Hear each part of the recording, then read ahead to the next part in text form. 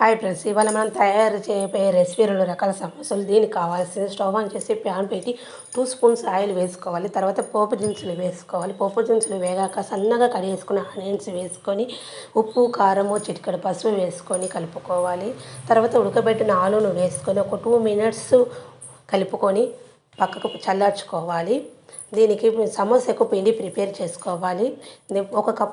ఒక బౌల్లో 1 కప్పు మైదా పిండి, చిటికెడు సాల్టు, హాఫ్ స్పూన్ ఓమ వేసుకొని కొంచెం వాటర్ వేసుకుంటూ పూరీ పిండి లెక్క కలుపుకోవాలి.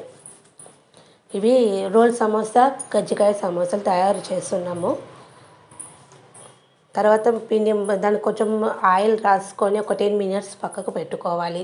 పిండి కొంచెం నానితే పూరి అది మనకు సమోసా అనేది మంచిగా వస్తుంది. 10 మినిట్స్ తర్వాత మళ్ళీ పిండిని ఒకసారి కలుపుకోవాలి. కలుపుకొని చిన్నగా ముద్దలు చేసుకోవాలి. ఇట్లనే ఈ విధంగా అన్ని ముద్దలు చేసుకున్న తర్వాత మనం ఒక్కొక్క ముద్ద తీసుకొని పూరీ లెక్క తాల్చుకోవాలి.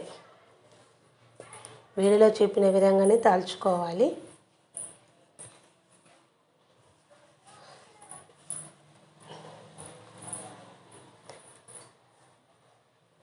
ఈ విధంగా అన్నీ చేసుకోవాలి. మనం కజ్జికాయ సమోసాలకు చిన్నగా చేసుకోవాలి. పూరీలు చిన్న పూరీలు చేసుకుంటూ ఈ విధంగా ప్రిపేర్ చేసుకోవాలి. తర్వాత ఒక చిన్న పూరి తీసుకోవాలి.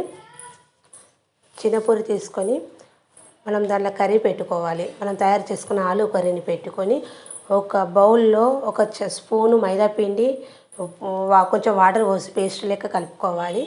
ఆ విధంగా వీడియోలో చెప్పిన విధంగా పేస్ట్ రాసుకొని ఆ మైదా పిండి పేస్ట్ని రాసుకొని హాఫ్ మలవాలి.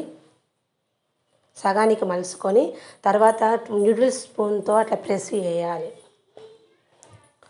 వీడియోలో చెప్పిన విధంగా వీడియోలో ఏ విధంగా చేస్తున్నామో ఆ విధంగా చేసుకోవాలి. ఈ విధంగానే అన్నీ ప్రిపేర్ చేసుకోవాలి. గజ్జికాయ సమోసాలు ఈ విధంగా ప్రిపేర్ చేసుకోవాలి. గజ్జికాయ సమోసాలు రెడీ అయిపోయినాయి. తర్వాత ఇప్పుడు మనం రోల్ సమోసాలు తయారు చేసుకుందాము. పూరి తీసుకొని కొంచెం కర్రీ పెట్టి పేస్ట్ రాసి ఇట్లా హాఫ్ మలవాలి. తర్వాత నైఫ్ తీసుకొని చిన్నగా కాట్లు పెట్టుకోవాలి. వీడియోలో చూపిన విధంగా చేసుకోండి. తర్వాత మొత్తం రోల్ చేసుకోవాలి. రోల్ చేసుకుంటే మనకు రోల్ సమోసా రెడీ అయిపోతుంది. ఇట్లా పొరలుగా వచ్చేస్తుంది. మళ్ళీ అదే విధంగా ఇంకొక సమోసా రెడీ చేసుకుందాము.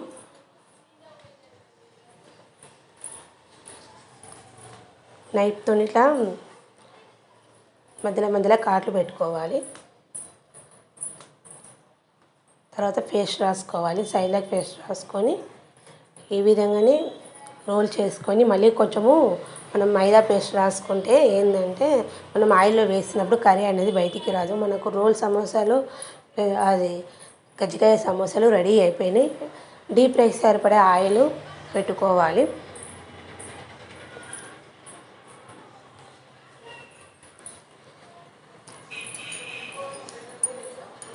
ఆయిల్ కాగాక మనము ఒక్కొక్క సమోసా వేసుకుంటూ గోలించుకోవాలి. ఆయిల్లో వేయించుకోవాలి.